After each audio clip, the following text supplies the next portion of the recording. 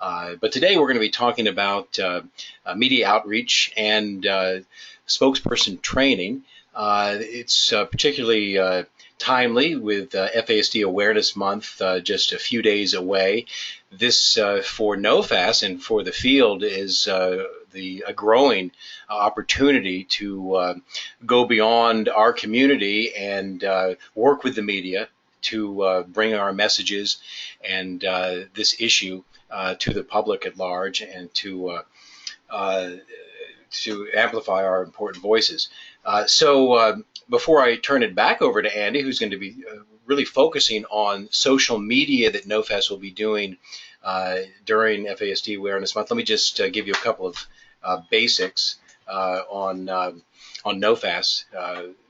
First, let me acknowledge the Centers for Disease Control and Prevention, particularly their FASD prevention team, for their support of many NOFAS media outreach efforts. It's critical that we can all, within the FASD field, develop accurate messages and be active in reaching out to the media so that we can get coverage for the issue. Just quickly, as many of you know, NOFAS is a charitable organization, a nonprofit advocacy group that is now in our 28th year. We're based in Washington, D.C., and we've recently evolved with our mission a bit. Of course, prenatal alcohol exposure and fetal alcohol spectrum disorders is our focus, but we also are increasingly talking about drugs and other harmful substances to fetal development. Part of the reason is to become more appealing, I think, to funders. If you've been working in this field for any length of time, you know the challenges in developing resources for the work that we do. And also to acknowledge that sometimes substances are used simultaneously, and it's important to be aware of that. Our media engagement and what NOFAS does in this realm, foremost, for about a decade, we've tracked coverage of the issue across platforms, not just traditional media, but also through social media. And one of the things we're looking at is the issue and the complexities of the issue. Are they presented accurately? And there's some sense that people have that a lot of media condones alcohol use, or particularly light or occasional alcohol use during pregnancy, and so we're always interested in looking at that. And by the way, we have found that in general, while headlines sometimes imply that light drinking is okay, usually content does not. So that's fortunate. We also we issue media advisories, and we are active in trying to engage the press, as you see there, and we'll talk about that in a moment because it's part of our strategy for FASD Awareness Month. And as I said, Andy will talk about the social media work that we do, which is increasing, and those communities have grown exponentially, which I think is very important to the spread of our message. Mentioned spokesperson training, and that will be a component of today's discussion as well. What we hope to accomplish today, and is to prepare you to certainly be familiar with what we're planning, and as an individual or as an organization, how you may be able to connect with NOFAS with the things that we are doing during FASD Awareness Month, or we may raise some strategies that you could employ, again, as an individual or through your university or organization in reaching out to the media during the month. Other objectives focused on the spokesperson component of today's training is that we hope that you'll feel that you can become an effective communicator with the media, and a little bit more comfortable in talking with media, and that you can recognize sort of the various roles if you are engaged with a reporter or a producer or editor, and understand the role that they play and how you can best interact. So as you see there, this is what we're going to be covering today, and we'll start with with Andy, as he said, he's the Director of Communications here at NOFAS, and he's, along with our colleague Kathy Mitchell, leading the effort, the overall effort for FASD Awareness Month. Andy? All right, thanks, Tom. So yes, this is Andy Catcher. So I'm just going to go over a couple of the activities, social media activities that NOFAS is planning for this year's FASD Awareness Month. So September is the 9th month in reference to the 9 months of pregnancy, is why September was chosen as FASD Awareness Month. And September of 2015 was actually the first annual FASD Awareness Month, which is an expansion of the long-running FASD Awareness Day, which has been observed since 1999 on September 9th. So there's a website we have for FASD Awareness Month. You can go to nofas.org/FASD month, and that has all the information on the various campaigns, social media campaigns, and other campaigns that I'm going to be going over. So you can use that as your main reference point. That website has the 2017 FASD Awareness Month packet, which goes through a variety of activities that I'll go into a little more detail later on. It has sample social media messages, sample proclamations, guides for having local events, talking points, various information like that. Also on this website for FASD Month, there's a list of events and other activities, local activities that people are throwing throughout the month of September, and also a list of proclamations, state proclamations for FASD Month. Also, there's a document on there that's an FASD public awareness guide as well. So this is what that webpage looks like. So as you can see, it has a variety of links to the social media campaigns. We're going to go into more information there, but yeah, so that's at nofas.org/FASD month. And that's what the cover of the 2017 FASD Awareness Month packet looks like, which you can download on that website. So one of the things in the FASD Month packet is some sample social media messages. So first of all, we're using the hashtag FASD Month on social media messages throughout September on Twitter in order to spread the message, get the word out. And there's a list of, I think, about a dozen or so examples of sample social media messages in the packet. I just put a few examples on this slide. But there's additional ones in that packet on the webpage as well. So for example, things like no amount of alcohol use is known to be safe for developing baby before birth with the hashtag FASD month, and then a link to the webpage that I believe goes to a CDC webpage with more information on that. And just various facets of the issue. There's an example tweet message about alcohol use during pregnancy can lead to miscarriage, stillbirth, and SIDS. Also with the hashtag FASD month, or prenatal alcohol exposure associated with a range of lifelong physical, behavioral, and intellectual disabilities, and so on. So one of the things I wanted to just go over briefly is there's a web service called Thunderclap, and we have a Thunderclap campaign that everyone is invited to join through your social media account. So any Twitter account and any personal Facebook account can join this campaign. And what it is essentially a crowd speaking platform. So it allows multiple people to all post the same message together at the same time to amplify that message so it can be mass shared and rise above kind of the noise and the other messages on social media. And the next slide will show what that message specifically is. And this Thunderclap campaign is going to launch on FASD Awareness Day, September 9th at 9:09 a.m. And so this is what the Thunderclap webpage looks like. So the message is today's FASD Awareness Day, no alcohol is safe during pregnancy, with that hashtag FASD month, and then a specially formatted link that link actually will then redirect to the NOFAS FASD Awareness Month website.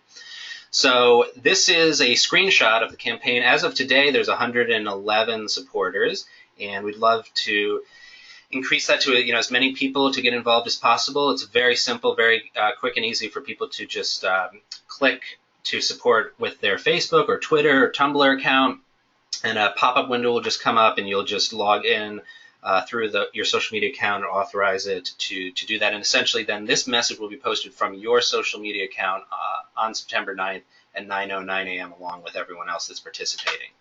So we're also having a Fact of the Day campaign. In each month of September, we're going to have an FASD-related fact posted on all our NOFAS social media accounts on Facebook and Twitter, and encourage everyone to share those facts, retweet those. We're currently compiling those.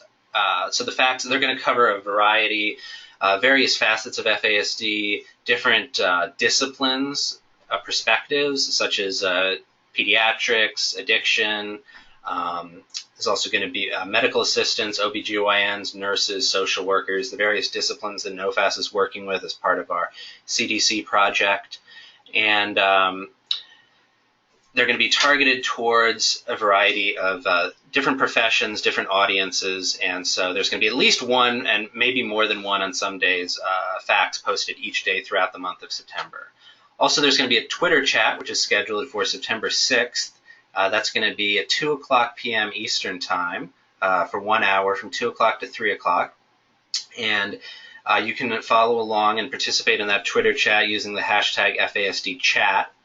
And NOFAS is hosting that. We're going to be partnering with the CDC, and the CDC National Center on Birth Defects and Developmental Disabilities. The Twitter account for that specific CDC project is going to be participating along with ACOG, the American College of Obstetricians and Gynecologists, and the National Association of Social Workers.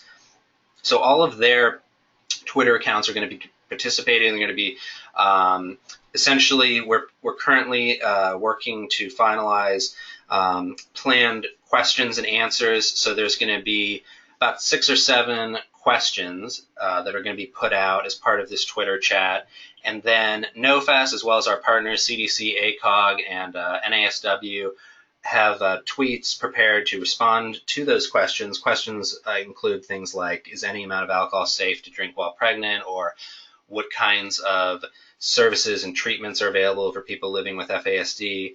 And also, we're planning to respond to any questions that come in on the fly, that come in during the Twitter chat, that people are participating. If anybody just has any additional questions, all you with that hashtag, we're planning to respond to those as well. So definitely encourage everyone to participate in that. Anyone that has a Twitter account, definitely feel free to join in and post your own questions, your own responses, and definitely to retweet other people's tweets as well, and just to broaden the audience of that, to raise as much awareness as possible on Twitter and social media. So just, I think I went over most of this stuff. Yeah, the partners for the Twitter chat. Hashtag is going to be FASDchat. Everyone's invited to participate. September 6th at 2 o'clock p.m. Eastern. And you can kind of get a little bit of a head start by following NOFAS on Twitter, where we're going to be launching those tweets. You can go to twitter.com/NOFAS_USA. Make sure to be following NOFAS on Twitter. Also, just wanted to briefly go over an art contest that is going on in September that we're going to be doing a lot of social media activity in connection with, in terms of promoting the winning entry on social media, encouraging other people to share it. There's actually a dedicated webpage for that. It's linked from the main FASD month webpage, nofas.org/FASD month, and you can also go directly to nofas.org/art contest to find information about this. So essentially the concept is we're asking people to submit an image, any image, a photo, artwork, any artistic medium, about responding to the prompt of what FASD means to me. The idea being to portray the reality of how people and families live with FASD from a wide variety of perspectives, challenging the assumption that FASD only looks a certain way. So far we've gotten several entries already, several great entries so far, but we definitely could always use more. Would love for as many people to enter as possible. And actually, we just, in the last day or so, finalized some additional prizes for that we're going to be publicizing. So the first place winner is going to get a $250 cash prize. There's going to be a second place prize of an Amazon Echo Dot voice assistant. And the third place prize is going to be an item of jewelry. So Definitely want to encourage everyone to enter that art contest. Also, it's open to anyone of any age, with or without FASD. And we've extended the deadline from what originally was. The deadline is now September 3rd, so there's still some time to enter that. We have a panel of judges lined up to select the winning art submissions, and the winning art submission will be announced on FASD Day on September 9th. And in addition to those prizes, the winners will have their art featured by NOFAS online and social media. We'll disseminate that to a wide variety of audiences. We're also going to feature their art in the special edition poster displayed at the NOFAS International Gala coming up, and the winner will also receive, so it's actually two now, will receive 2 free tickets to the gala. And you can view some example images and some more detailed instructions on how to enter. There's an online submission form that's at nofas.org/art contest. So I'll turn things now back over to Tom. That's great, Andy. So you can see NOFAS has been very busy, and we have additional plans also for the Awareness Month. We're going to be reaching out to traditional media, so we'll be doing media advisories, a press release, pitching specific coverage to the media, and we also will be putting out some information on the news wires. And just to elaborate a little bit and draw a distinction on those different activities, just ahead of FASD Awareness Month, we'll be doing media advisories where we are describing, obviously, the FASD issue, talking about, in some reform, some of what Andy just mentioned, what we have planned for the month, and some of the key messages that we are seeking to convey. Then we'll be doing some specific releases that are really, as you see described here, they're sort of ready for publication. They will be filled with sort of examples of things like recent research, include quotes from people who work in the field and those who share the personal experience of living with FASD, and with the idea that content from that release can be ready-made for publication and for news pieces.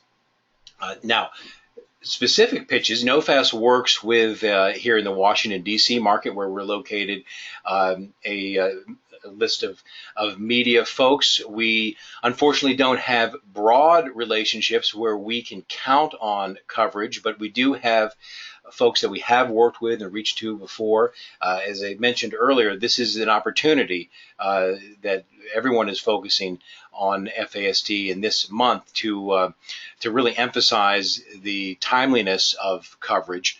We'll also, for example, the ABC daytime program, The View, we're going to be specifically, and have been talking with them in hopes of perhaps a segment, or at least having the host talk about this issue more in depth. This came about because one of the hosts on that program is currently pregnant, or has been this summer, and had talked about on several occasions, made reference to light drinking. And so that gave us sort of the opportunity to approach them and say, you've mentioned this issue. This is an opportunity to maybe talk about it in more detail and with more balance. And so that is an example of one of our specific pitches that we will be making for coverage. Something that NOFAS has done regularly for years is when we see inaccurate or even accurate portrayals in media, including the entertainment media, episodic television, or in films, we respond not to say, well, you don't understand the issue or that's irresponsible, but to say, many people are unfamiliar with this issue, and it is hidden in some sense, but let us help you, understand sort of the facts in an attempt to overcome misconceptions. So it's always a positive approach, but an encouragement of further coverage. So there was, for example, in the Washington Post a couple of months ago, a statement that we were concerned about in NOFAS in conjunction with ACOG, who Andy mentioned is one of the co-hosts of the Twitter chat coming up.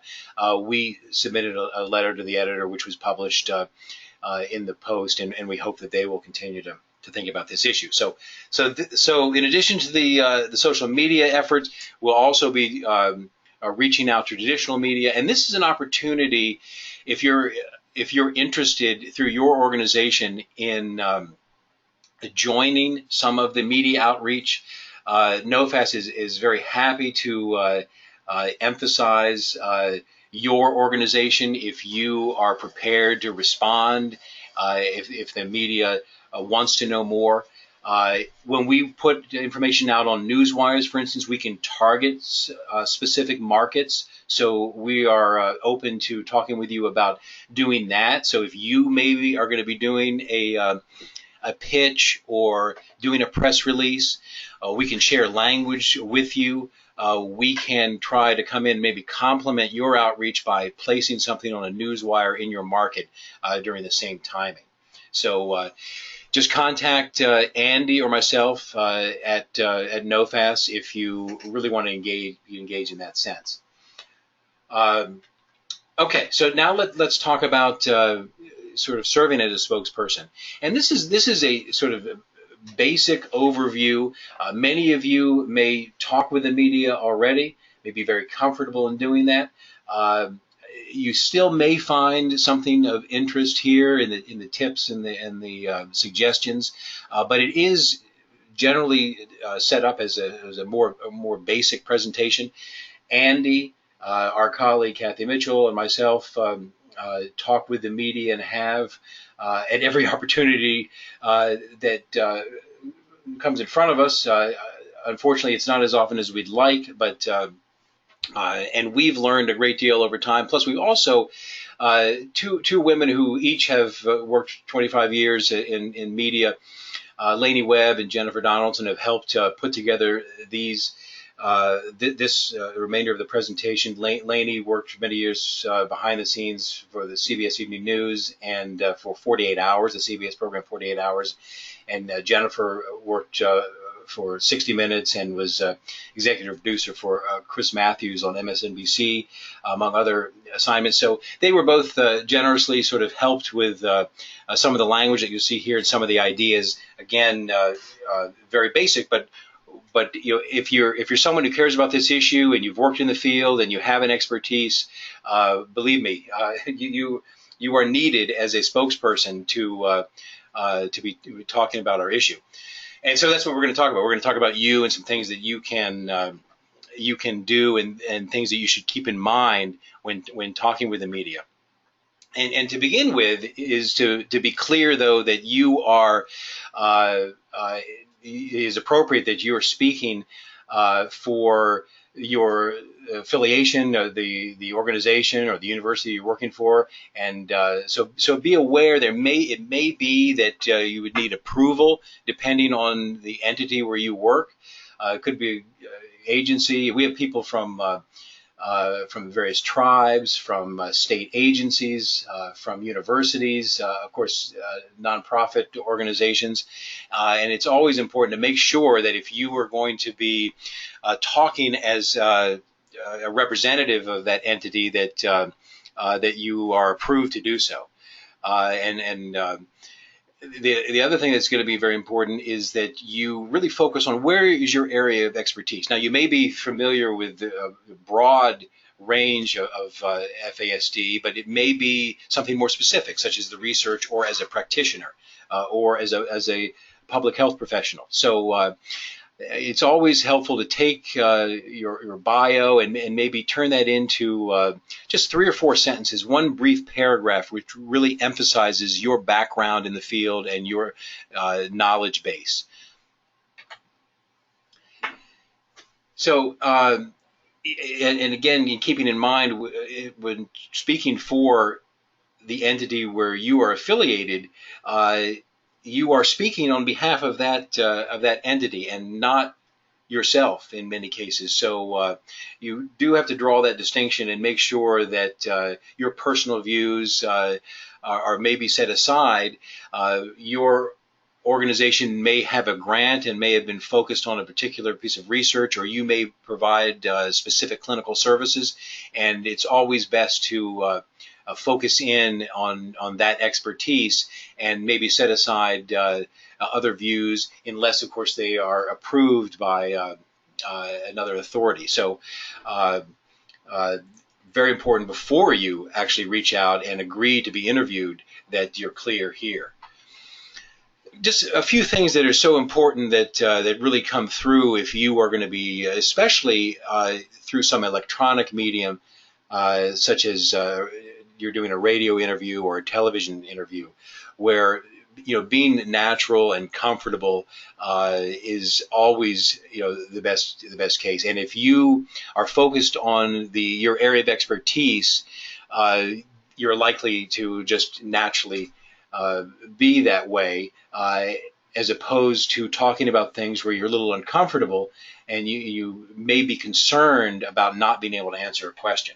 So being yourself and having authenticity is very important, but also being dynamic and being animated and making your points in a compelling manner.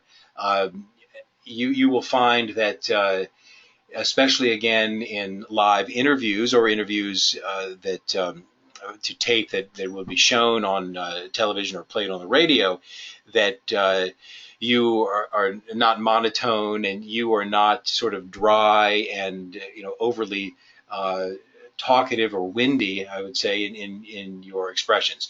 You all know the term soundbite, and it's important to be able to be sort of dynamic and engaging and to make your points. The other thing you keep in mind, and that we know firsthand here at NOFAS, where we've been given the opportunity to be interviewed, is that sometimes you think that that's great. You have many points that you want to make, and you'll have time to do it, and then you realize that you're asked one question, and that's it. And so not bearing your lead, and again, that is if you have sort of the priority or the salient point that you want to make, you don't want to hold that. You don't want to try to build up to it. You want to express it and do so in a way where, regardless of the question, you can, without ignoring the interviewer, get your point across. I've mentioned the term being animated, and that's so important. If you've ever heard your voice recorded or you watch something that you've done on video, you can see how you really need to sort of punch up everything from your voice and your voice inflection to your movements, so that otherwise you can really appear sort of dull and muted. So you definitely want to be dynamic and in your tone. As I said a moment ago, you want to get right to the point, and then don't be afraid to repeat it. I think for those of you who may be more familiar with writing proposals or doing messaging or communications in written form, sometimes there's the instinct not to repeat your terms or to vary your language. And when you're doing an interview, you don't really want to do that. You want to emphasize the same points over and over in the course of a single interview, or if you're doing and have the opportunity to do multiple interviews, do not hesitate to say the same things over and over. There's nothing wrong if somebody were to see you in a couple of different spots to say, well, you say the same thing over and over. That's right, because the more impressions that those messages can have on individuals, the greater likelihood that they will take to them and they'll sink in. Some of the things that you can do if you're, again, have a brief interview and you're asked a question and it's not really not necessarily your area of expertise, but you don't feel that it's a great opening to make the point you want to make, is you can sort of parry or sort of set aside that question by, is a technique here, by acknowledging that something may be an important point, but that you think something else might be even more important for their audience. So don't be focused on, well, I don't know what they're going to ask me, so I'm not sure what to say, but instead really focus in on the areas that you want to address or the points that you want to make, and you'll find that you'll be able to sort of deftly, the more that you do this, sort of fit that in to whatever question comes your way. And here's another area, even if you're asked something that may be a little uncomfortable, or again, it may not be one of the main or primary statements that you want to make, is acknowledging the question, but then emphasizing the importance, or as it says here, that there's maybe something, a key thing that you believe the audience should remember. Let's talk about messages a little bit, and what can be effective, and how to go about thinking of how you would respond in a forum such as a live interview. Here's just an example of a couple of things. This Washington Post article, Kathy Mitchell here at NOFAS was able to do a long form article. So it was a profile piece in the Washington Post last year that is 1,000 words or more. You really have a chance to get in depth on the issue, but you don't always have that opportunity. We've seen sometimes where there might be a misconception or a misstatement about our issue, and then letters to the editor or comments are submitted that try to point by point address things that people believe are not factual. That is not going to be appealing, basically, to a publication when they're doing a letter to the editor. You definitely want to be more colloquial, more conversational, make a point using a metaphor and an example, or be more brief in your response. So this is just a couple of recent examples there from NOFAS. When you're thinking about your messages, obviously you want to ensure that what you have to say is grounded in the latest science, or is in keeping with what entities like the CDC or the National Institutes of Health, or if you're a researcher, what published research has found.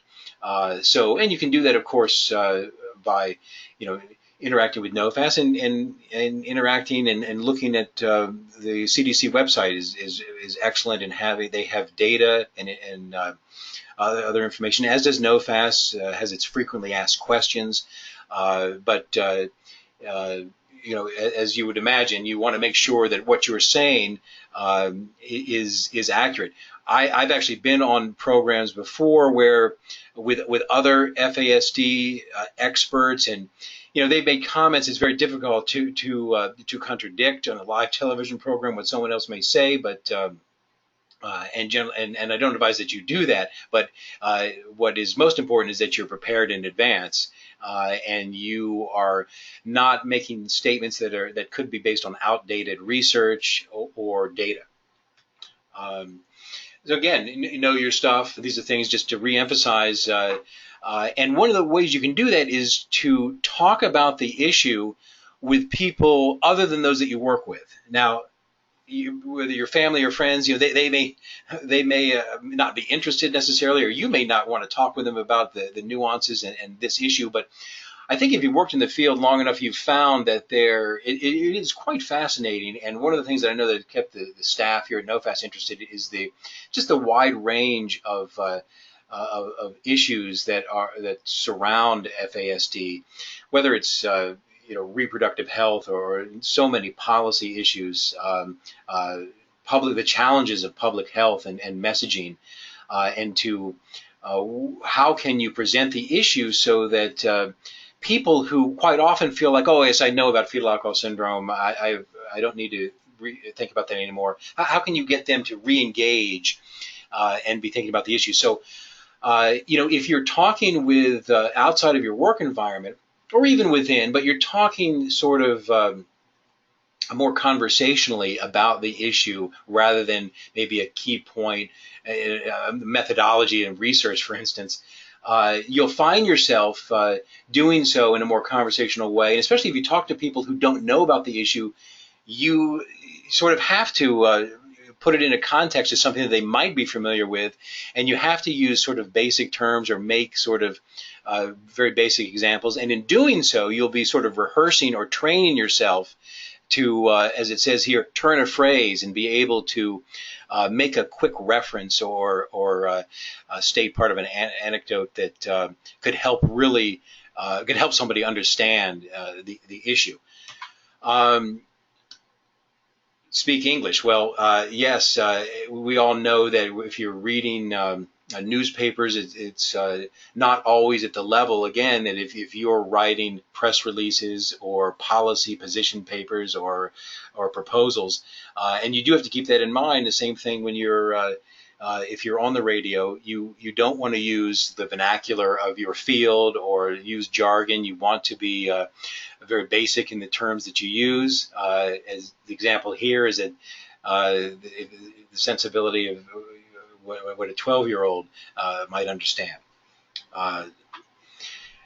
Statistics are very useful, and so I think you do want to be armed with the latest data, because you can always, we found that people are very surprised, and few realize just how pervasive this issue is.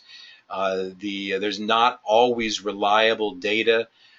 You're bound to get questions. Well, how many people are affected? In a given state, maybe among a specific ethnicity. Well, as we all know, that information does not really exist. But there's other compelling data that does. For instance, the CDC has very good data on the number of pregnant women who are heavy and binge drinkers state by state.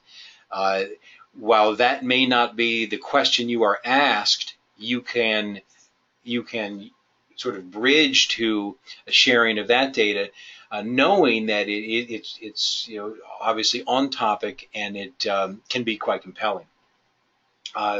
If you're in the field, the good thing about having, I think, a small field here is that there really is access to many of the leading experts, even people like Ken Jones, co-author of the original paper in the U.S. medical literature. And so you can quote people like that, and that can also be effective. And you see here, make an analogy. One of the things that we were on a program once where they were talking about lead exposure versus prenatal alcohol exposure, and one of the things that we said was, as they were talking about, well, what's the real risk of light drinking, was, well, would you say it's okay for your son or daughter to eat the lead paint off of just one windowsill? So you can sometimes make an analogy, make a comparison that might sound absurd or could be silly, but it might help someone rethink the way, the attitude they may have about alcohol during pregnancy. Sometimes we find people have maybe a bit of a cavalier attitude, only in that they have some sense that heavy drinking could be harmful, but then they really do just see it as a threshold issue, and then as long as it's under a certain amount, then it's completely safe without any risk at all. And you can sometimes, like the example I gave, or we sometimes talk about other substances, asbestos exposure, radon gas. I mean, would you say to someone, well, there's only radon gas in one of the rooms of my house, so that's tolerable, so I'm willing to tolerate that risk? Well, a lot of people would say no. Why would you tolerate any risk? So using analogies or examples can be very effective. And you do need to go in with talking points. But you can't script yourself. We found that and you probably have as well, that is not effective, because you of course can't script everything about an appearance with the media, from the questions, the timing, the environment that you're going to be in, and you really need to just rely on your knowledge about the issue. But you can think in your mind 2 or 3 sort of talking points or key messages that you do want to make sure that you can express. Okay, a couple more sections here, brief sections, talking about the media itself. And important to realize, and here in Washington, we've seen this a couple times this summer, where you do need to know the ground rules, and you've probably heard from either your experiences or probably more likely from just popular media, the terms on the record or on background. And I referenced a moment ago, here in Washington, we've seen a couple of members here of official Washington who spoke with the media, and then we're unhappy that those comments were actually published, and it may have been as simple as them never having ensured with the reporter that they were off the record. And you want to always assume, you don't want to really get into whether you're on the record or off the record. You just need to assume that if you're talking to the media, no matter what you're saying, they could print that. So you certainly don't want to be talking about the issue, but then sort of in a casual moment say, this issue is very hard to work and people are, I don't think, ever going to get it. I mean, you just don't want to say anything other than stick to your talking points or confide in a reporter. If you have an ongoing, long-standing relationship, on one hand, you may not need to use the term off the record to ensure that something wouldn't be published. But in that case, then you can be more specific, I think, in your conversations with that individual. And you keep in mind, I mean, the media in our field, the media is not. They're not sort of gotcha questions. They're not trying to expose anything that we're doing. It's not that it would be impossible that you could come across that, but they basically want something that is compelling, even titillating, and really interesting. So more the reason for you to be dynamic and to sort of be glib in a sense and have sound bites that are just that come across as maybe new information or something that people may not have known and they really should, but without being angry or condescending. When you're talking with the media, if they reach out to you or you have sort of engaged them, you definitely want to try to work with them. You don't want to sort of make demands or insist that you have to have things your way. You want to treat the media as an ally, as a potential ally. I've always marveled that people in public office or corporate spokespersons, why would they've ever wanted to have an adversarial relationship with the media? Instead, why not try to use the media? Look, at those levels, it may be a bit manipulative, but why not try to use the media on your behalf rather than to demonize the media? But some people think they could be effective. That's not effective. That's not something that we have to worry about in our field. But okay, now the interview itself. So I want to again talk a little bit about the differences between talking to a print reporter and again maybe having the opportunity to be on the radio or television. When you're talking to a print reporter or if one contacts you or there's an opportunity for a discussion, you certainly want to know who the reporter is. Are they the health reporter, or maybe they have a little bit of a different angle? What are some of the stories they've written about before? Any information that you have about someone that you're going to be discussing the issue with can be useful. And you may see that they've covered the topic before, and they might not have. They may not have accurately portrayed something. Well, not that you want to call them out, but it does maybe help set your mind that you want to emphasize something to correct the record without doing that directly. Or without doing that, I should say, in any type of aggressive way with them.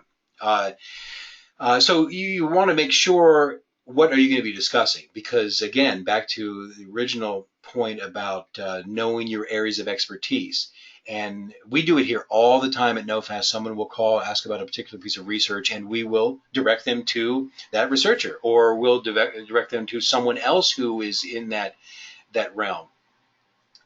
You be very clear when their deadline is, because sometimes you'll be contacted and they'll within 2 hours they'll need to talk to someone because that's when they're going to print. Now, if you're talking to a print reporter, one thing you can always do, which we found effective, is to offer to send them answers to questions in an email. Because if you do that, you could basically be writing the story for them. You could be writing the quote, and there's not a concern about being misquoted.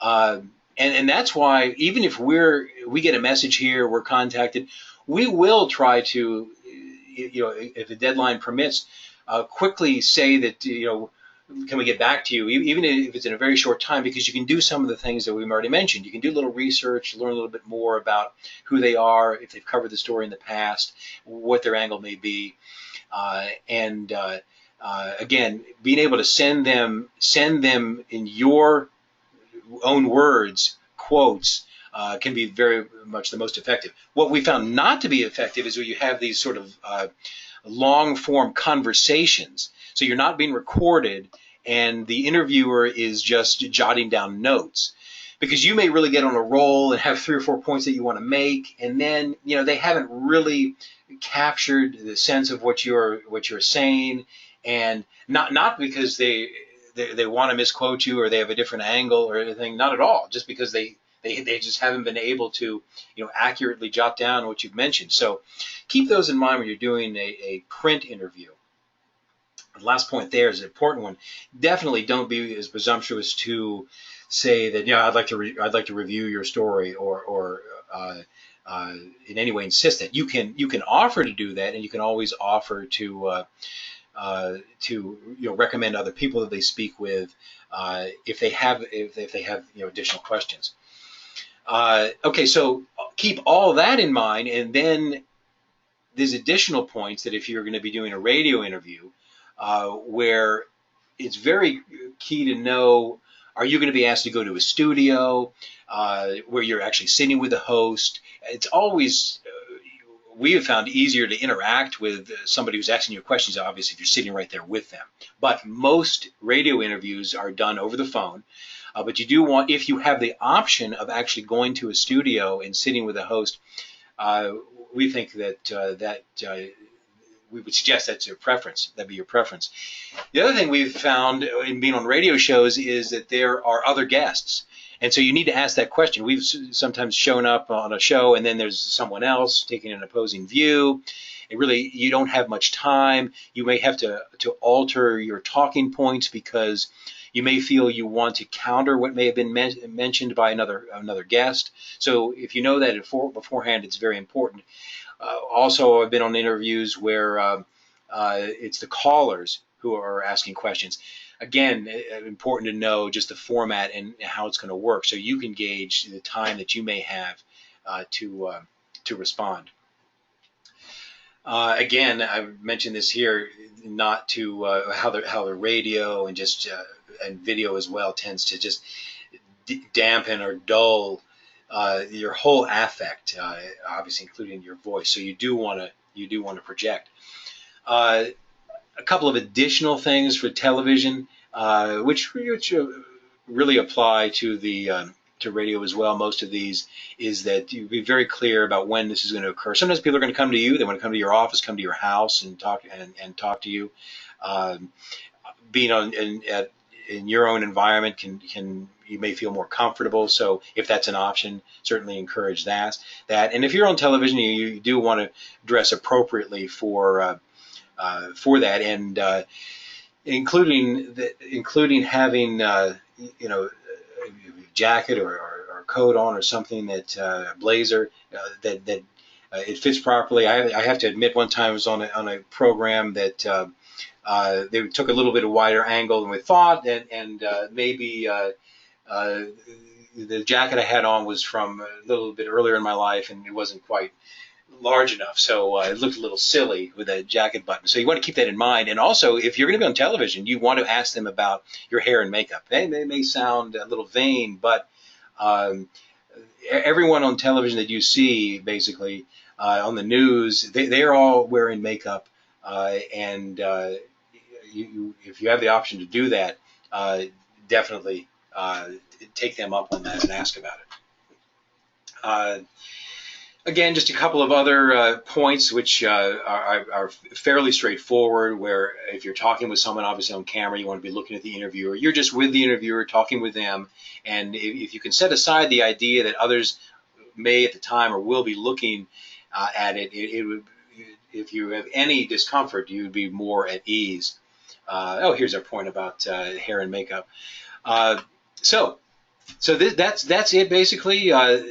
And you can be a spokesperson if you simply have sort of a passion for this issue, and you have knowledge about one or more facets of FASD. You don't have to know the whole range of things, and you have a willingness to express your views. So I want to reiterate what I mentioned earlier. If you are thinking about doing some media outreach for FASD Awareness Month or at any time, you can contact Andy, you can contact me. We're happy to talk with you individually. We, of course, will share with you content from press releases, media advisories. We'll give you information on the pitches that we're going to focus on during this coming month. And then there are, every once in a while there's something in the news that that provokes an interest in our issue, and we attempt, when that happens, to be topical, to put together a press release, to put together our own position statement, so that we can get in on the game, so that we have something to say. And if you can just get a couple of interviews or do a little bit of media, if you're of a certain personality, you may really be excited by that and really appreciate how you can expand the reach of the messages and really be we want to do more. And if that's the case, please engage with NOFAS and let's do this together in getting the message out. So let's see, we may have a question or two. Let's see. I think that some of you know that NOFAS has an affiliate network. We have 33 affiliates. They're heavily involved in what Andy was talking about. Some of them have done media. Some of them are just getting started with the media. And there was a question I just really addressed about some of the talking points, some of the pitch points that will be available. We'll be posting that on the FASD Awareness Month pages that Andy referenced in his presentation. And we can also work with you individually. So if you are really making a go at this, we can help tailor some of those things for you. We even have, NOFAS does have a national press list of, believe it or not, 2,000 or 2,500 contacts within the media. We're happy to share with you any folks that we have in your market. It would be more than a long shot that we have a relationship with any of them, but there's still folks that you could reach out with your particular message under your brand and with your name. So let's see. So there we are. As Andy said, this is going to be available online. If there is any tips or any points that you think could be useful or you want to share with any colleagues, that's going to be up and about, by tomorrow. Let's see, we have one more question before we leave, just about a speakers bureau. Now, NOFAS doesn't have a speakers bureau right now, but that's something that as we look ahead, we'd like to do. And so you could look at this as maybe the origins of that, where if any of you are out there and you are talking on the issue, you've already done that, or you want to begin doing that, or even if you haven't had an experience yet, you want to make yourself available, NOFAS is going to be talking about how we can help promote that fact, maybe include people in the Speakers Bureau, or make sure that if media contacts NOFAS and they're from a specific market, or they may have a specific interest, that we could have your name in a bureau or on a list where we say, yes, well, you should talk to this person, or they are a recognized expert, or there's someone who would be happy to talk with you. So we're very happy to promote any of you who are already or plan to be working and serving as spokespersons. So Andy, thanks very much. This is great. I would encourage you to look at some of the other webinars. Andy is the host of the NOFAS webinar series. What do we have? We probably have 2 or 3 dozen webinars. Yeah, that's right. Yeah, there's additional webinars available on the NOFAS website, nofas.org. There's a link to view past webinars, as well as on the NOFAS YouTube channel. Great. So thank you, everyone. Good luck with your media outreach and all your great work during FASD Awareness Month and beyond. So thanks, everyone.